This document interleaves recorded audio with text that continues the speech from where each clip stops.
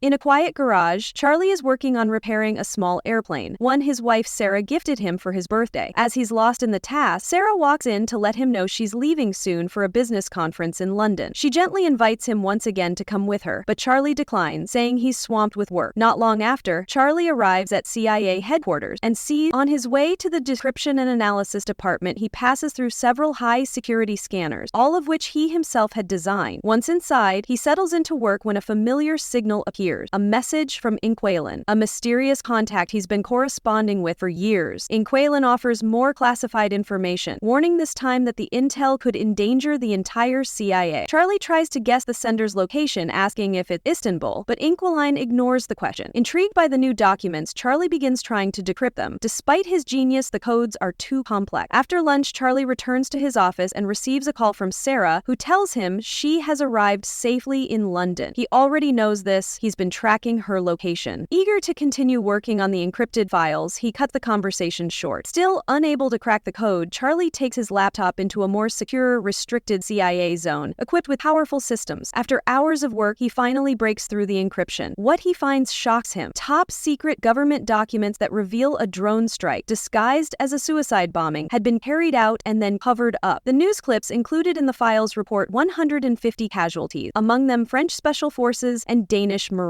The entire mission had been orchestrated by none other than Chief Moore, Charlie's own boss. Later that night, Charlie tries to call Sarah again, but she doesn't answer. He leaves a voicemail, unaware that his world is about to collapse. The next morning at work, Charlie is surprised to find Chief Moore waiting for him. Moore takes him to Director O'Brien's office. She's the newly appointed CIA head. There, she delivers devastating news. There has been a terrorist attack at a hotel in London, and Sarah was one of the victims. Charlie is stunned. He insists on calling Sarah himself, unwilling to accept the truth. Moore then turns on the television where the news reporter described the attack. 4 armed terrorists stormed the hotel, took hostages, and killed 2 of them. We see that Charlie is dressed in black silk, hats, and comb to kill a leader and board his plane in London. 5 SBS are killed, and 4 armed terrorists stormed the hotel, took hostages, and killed 2 of them. Then, she shows Charlie the hotel security footage. Amid the chaos, it's painfully clear Sarah was one of the victims. When Charlie returns home, he finds reporters swarming his house and police officers trying to hold them back. Thankfully, a friend sneaks him inside to avoid the crowd. The next day, consumed by suspicion, Charlie confronts Moore and Supervisor Caleb. He can't believe terrorists could simply slip past London's famously dense web of security cameras. The fact that they drove through busy streets undetected makes it even harder to believe. Moore assures him that an investigation is underway, but Caleb simply sends him home. The following day, Charlie goes to the airport to collect Sarah's body and her belongings, heavy with grief, suspicion, and a growing sense that something much bigger is unfolding behind the scenes. As Charlie opens Sarah's suitcase, he finds a wrapped gift she had bought for him before her death. The sight of it breaks him. He sits in silence, overwhelmed by grief and unable to hold back the tears. Restless and unable to bear the quiet of his home, Charlie returns to work. He once again uses the CIA's restricted computer system, this time to hack into hotel and street security footage from the day of the attack. Piece by piece, he reconstructs a detailed timeline of events. He discovers that the 4 terrorists had stolen a vehicle from the East End and entered the hotel through the service entrance. They had carefully wiped away all prints and DNA, showing a high level of professionalism. According to record, they were scheduled to meet with a delegation from Impact Investments of Indonesia. But something went wrong. An argument broke out in the hallway. When one of the security guards from the firm raised his voice, one of the terrorists reacted by shooting him dead and critically injuring another. Hotel security was quickly alerted and the police were called. In desperation, the terrorists stormed into a nearby conference room and took hostages. Sarah had been captured while trying to help others escape. Charlie digs deeper. Using voice and facial recognition software, he identifies all 4 suspects. They are Mishka from Moscow, Lawrence, a former South African Special Forces agent, Horst, a known mercenary, and Gretchen, a disgraced intelligence officer. However, when Charlie presents this information to his superiors, Moore and Caleb show no surprise. In that moment, Charlie realizes they already knew everything. They try to brush him off, saying the agency is working on it, and suggest he see a therapist. Suspicious and furious, Charlie decides to take matters into his own hands. The next day, Charlie cleverly hides a chip inside his ID badge and walks through security undetected. Back in his office, he prints the classified files and uses a magnetic skimmer on the printer to create digital copies. That night, he goes to a bar and quietly stares at a jukebox, lost in thought but with a plan in motion. The following morning, Charlie storms into a meeting with his superiors and lays out everything. He accuses Moore of numerous illegal operations, including bombing a Syrian hospital and orchestrating an airstrike on a Yemeni ally classified base that killed thousands of civilians. Then, he drops his final card. He has activated a dead man's switch. If he doesn't enter a code every 5 hours, the entire set of classified evidence will be automatically sent to major global news outlets. In return for his silence, Charlie makes bold demands: full CIA training, false passport, untraceable cash, a firearm, and all available intel on the people who murdered Sarah. After the meeting, Charlie walked back to his car and vomit. The stress is finally catching up to him. Meanwhile, back in the office, Moore calls his bluff. She believes the dead man's switch is fake, but Caleb disagrees. They can't take the risk. He suggests they continue investigating. If the switch is a lie, they can eliminate Charlie during his training, making it look like a tragic accident. In the following days, Caleb's team works on tracing how Charlie managed to smuggle the data. They suspect a skimmer may have been used, not directly on CIA computers, but possibly on the office printer. Reviewing the logs and security footage, they discover that Charlie purchased a magnetic strip from a nearby electronics store. But they still don't know how he managed to bring it into or out of the building undetected. Their investigation leads them to Charlie's recent visits to a specific bar. Searching the place thoroughly, they finally find a clue: a hidden ABBA CD tucked beneath the jukebox. At the CIA, Caleb select the ABBA CD from the jukebox. All they hear is static. Realizing the CD contains something hidden, they retrieve it. Charlie's trap is slowly unfolding. Meanwhile, Charlie arrives at a CIA training facility where he is greeted by Colonel Henderson. The training begins at the shooting range, where it becomes clear that Charlie isn't a natural with firearms. He has to stand uncomfortably close just to hit the target accurately. But when it comes to crafting explosives, Charlie shines. He assembles a bomb with stunning speed and precision, impressing Henderson. Next, Charlie begins memorizing his new identity. To test his recall under stress, Henderson aggressively interrogates him, even throwing him around the room to make sure Charlie can recite his alias details under pressure. They finalize his fake documents and passport. That night, Henderson visits Charlie in his room. He tells him plainly, "You're not a killer." But Charlie insists, "I want justice." Henderson hands him a gun and tells him to aim at his chest. Charlie raises it, but his hands tremble too much. He can't do it. He lowers the weapon. Back at CIA headquarters, agents spend hours trying to decrypt the contents of Charlie's planted CD. Finally, they realize the truth. Charlie had bluffed about the dead man's switch. They alert their superiors, but they don't know Charlie is listening. The chip he snuck in via his badge wasn't just a bug. It had also been placed on the classified files he handed over. Moore sees it too late. She quickly calls Henderson and tells him to arrest Charlie, but by then, Charlie has already fled. As Moore accuses him of treason over the bug, Charlie removes his earpiece and boards a plane. Arriving in London, he clears customs using one of his fake passports and sets out immediately for Paris. His alias soon pops up in CIA systems, prompting Moore to dispatch Henderson in pursuit. In Paris, Charlie books a hotel room close to a restaurant frequented by Gretchen, one of Sarah's killers. When she finally appears, Charlie activates a tracker on her phone. He watches her movements and waits until she leaves her building. When another tenant exits, Charlie slips inside and, using an online video tutorial, picks the lock to Gretchen's apartment. Inside, he photographs her schedule, finds a pistol, and pockets it. Suddenly, his tracker alerts him. Gretchen is returning. Charlie hides in the stairwell, ready to strike, but when she arrives, he freezes. He can't bring himself to shoot. Defeated, he returns to the hotel and imagines Sarah waiting for him, trying to hold on to some piece of her. Later, studying Gretchen's schedule, Charlie discovers that she visits the hospital frequently. Hacking into her medical records reveals her weakness: severe allergies. The next morning, Charlie buys a large bouquet of flowers and follows her to the hospital. Disguised as a doctor, he sneaks into her testing room when the real doctor leaves to report a computer malfunction. Charlie locks Gretchen inside a diagnostic chamber and begins to release pollen into it. She panics. He calmly watches, demanding to know where Horst is, the one who actually shot Sarah. But Gretchen can't answer through her allergic reaction. Charlie opens the chamber, only to be attacked. They brawl violently across the room, using every object in reach. Gretchen manages to escape. Charlie gives chase into the street. Just as he raises his gun to shoot, a speeding car crashes into Gretchen. Stunned, Charlie walks up to her crumpled body and grabs her phone. Then he vanishes, discarding his bloody lab coat in a public trash bin. That night, Charlie packs his belongings and heads to a bus station. He buys a ticket to Marseille. Soon, news of Gretchen's death reaches the CIA. Director O'Brien questions Moore, who solemnly admits, "Looks like one of ours did it." That night, Charlie drinks heavily at a bar, consumed by guilt. He sees a woman dancing. Her movements remind him of Sarah. As he stares, Henderson appears in the crowd. Panicking, Charlie pushes past people to escape. He dashes through Paris streets and slips into another bar to hide. But Henderson follows. Cornered, Charlie locks himself in the restroom. With no window, he knows he can't run. Eventually, he exits and joins Henderson at the bar. Calmly, he reveals a countdown timer on his phone and bolts just as a bomb explodes in the bathroom. In the chaos, Henderson loses sight of Charlie. The phone tracker is dead. The next morning, Charlie contacts the elusive Inquilin. Inquiline and leaves France on a cargo plane bound for Turkey. In Istanbul, he visits a restaurant and sends a message. A nearby man's phone rings and Charlie assumes it's him, but a woman stops him. "Check your phone," she whispers. Charlie steps outside. The woman follows and reveals she's the real Inquiline. She already knows about Sarah. She instructs Charlie to hide his hat and backpack in a shopping bag and pretend to shop. Later, they meet again, and she drives him to her secluded home. Along the way, Inquiline shares her past. She became a hacker after her husband, a CIA asset and Russian intelligence agent, was killed. He was the original Inquiline and had taught her everything. Official records claimed he fell out of a window. Now, she's been on the run ever since. Her current home is the longest she's ever stayed in one place. Inquiline warns Charlie that if the Russians ever come for her, she's prepared to end her own life. They shift their focus to the case at hand. Horst, it turns out, is the mercenary leader who recruits for more. Lawrence is an arms dealer, and Inquiline offers to pose as a seller to reach him. Then there's Mishka, constantly traveling and posting online. They study his photos and identify a woman with him. Facial recognition leads them to her Instagram, confirming she's in Spain. The next day, CIA agent Caleb orders his team to monitor the terrorist in hopes of locating Charlie. Meanwhile, Director O'Brien warns Moore to stop running Black Ops missions without her clearance. Moore responds with the same line he used on her predecessor: "You have my full support." After their meeting, O'Brien's assistant shows her a photo of Henderson in Spain, revealing that Moore sent him. She dispatches one of her own agents to trail Henderson. Meanwhile, Charlie and Inquiline use hotel surveillance to locate Mishka. Charlie travels to Madrid and checks into the same hotel, discovering that Mishka regularly swims in a rooftop pool connecting two buildings. As Henderson closes in, Charlie constructs a device and hides it in the hotel. He trails Mishka to the bar, unaware that Henderson is nearby. Noticing a familiar face, Charlie realizes he's being watched and alerts Inquiline via earpiece. She identifies the man as a CIA agent and spots Henderson too. She urges Charlie to abort, but he insists on going forward. When Mishka enters the pool, Charlie confronts him. He demands to know Horst's location, threatening to destroy the pool if Mishka refuses. Mishka scoffs and swims away, until Charlie activates the device and the glass begins to crack. As Mishka scrambles for safety, the glass gives way. He plunges to his death as water floods the street below. Inquiline quickly warns Charlie that agents are closing in. A chase begins. Henderson almost catches Charlie, until the other agent intervenes, tackling Henderson. The two men fight brutally in a laundry room. Henderson eventually overpowers the agent and shoots him with his own weapon. Charlie arrives, unsure whether to intervene, but Inquiline tells him to flee. Later, O'Brien questions Moore about Charlie. Moore claims he's on bereavement leave. She lets him go, but not before revealing she has footage from the Madrid hotel. Meanwhile, Caleb's team analyzes the same footage and finds proof that Charlie had help. They trace Charlie's encrypted messages and uncover the history of the original Inquiline, realizing his widow has assumed his identity. That night, Charlie and Inquiline lie beside each other for comfort. Their peace is shattered by screeching birds. Security cameras reveal agents approaching. They escape through a secret tunnel. Charlie spots a drone overhead but manages to keep moving. They slip through another building as agents storm Inquiline's home. Her computer erases all data just in time. The pair runs along the beach and reach her car, but the drones spot them. A high-speed chase begins. Gunfire erupts from land and sea. Eventually, their car is hit, and Inquiline is mortally wounded. Charlie, devastated, pushes her body aside and takes the wheel. He finally evades the agents and later leaves the car in a garage. With a kiss, he says goodbye. Determined, Charlie poses as an arms dealer and arranges a meeting with Lawrence. He buys new electronics and heads to Romania. In an abandoned building, he records himself and hacks a Berlin security feed to mislead the CIA. When Lawrence arrives, he finds a phone and hears Charlie's voice instructing him to open a box filled with explosives. One wrong move and they'll detonate. Inside the box, Lawrence finds a photo of Sarah. Charlie emerges and demands Horst's location. Lawrence reveals Horst operates from Russian waters and receives supplies at a Baltic seaport. He adds that Horst only communicates via coded messages from his crew, stored on his phone, which he tosses to Charlie. An odd thing happens when Horst shoves the phone into his pocket. He does this to Charlie. Charlie leaves with the phone. Moments later, explosions echo behind him. Lawrence is dead. The CIA, tricked by the fake Berlin feed, realizes they've been chasing a phantom. In a Russian hotel, Charlie imagines Sarah beside him. He opens her final gift, a puzzle. Solving it quickly, he finds a heartfelt message from her inside. The next morning, he visits the seaport. A suspicious man checks his phone after receiving Charlie's code. Charlie photographs his boat, then traces it to a luxury yacht. After preparing his tools, Charlie sneaks onto the yacht, but someone knocks him out from behind, and Sarah's puzzle falls from his grasp. When Charlie awakens, Horst confronts him, holding the bomb Charlie planted earlier. He mocks Charlie, claiming he lacked the courage to kill directly, and hands him a gun. But Charlie refuses, lowering the weapon. Suddenly, the yacht changes course. Panic spreads among the crew. Charlie reveals that he's hijacked the CIA-administered vessel. Since he helped design its security protocols, breaching them was easy. easy. The ship sails into Finnish waters, where it is intercepted by the Finnish Navy and Interpol. Horst and his men are arrested. Later, Director O'Brien addresses the press, announcing the takedown of rogue agents who exploited CIA resources for personal gain. In the crowd, Henderson congratulates Charlie on what he's achieved. The story ends with Charlie visiting Sarah's grave. Then, at last, he climbs into the cockpit of the plane she gave him, ready to fly again.